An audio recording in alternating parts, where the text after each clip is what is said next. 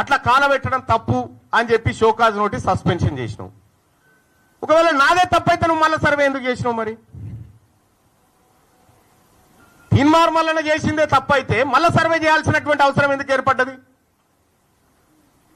ఇక్కడ సర్వేలో కూడా క్లియర్గా ఫస్ట్ ఏం చెప్పినాం మనం, 3,54,000 ఇండ్లు ఇంకా సర్వే చేయలే, 16 లక్షల మందిని చేయాల్సి ఉంది అనేటువంటి మాట చెప్పినాం. వాళ్ళు ఎందుకు చేయలేదంటే అయిష్టంగా ఉన్నారు అనే మాట చెప్పినాం. అయిష్టంగా ఉన్నోని దగ్గరికి మళ్ళీ మన ఎమ్యూనరేటర్ని పంపన్నా, లేకపోతే అయిష్టంగా ఉన్నోడే మళ్ళీ మన దగ్గర రావన్నా?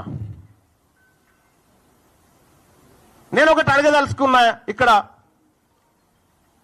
3,54,000 ఇండ్లను మనం ఇంకా సర్వేలో పాల్గొనలేదని చెప్పినాం, 16 లక్షల మంది అని చెప్పినాం. ఈ 16 లక్షల మంది అన్న సంగతి మీకు ఎట్లా తెలిసింది?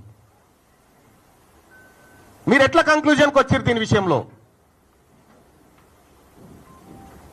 ఇవాళ ముఖ్యమంత్రి గారే పదే పదే తన ప్రెస్ మీట్లలో మాట్లాడుతూ దొరికిపోతా ఉంటే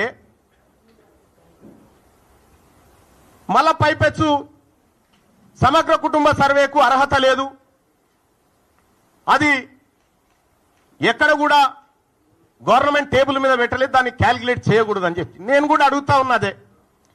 2011 సెన్సస్ అయితే మన యూపీఏ గవర్నమెంటే చేసింది కదా.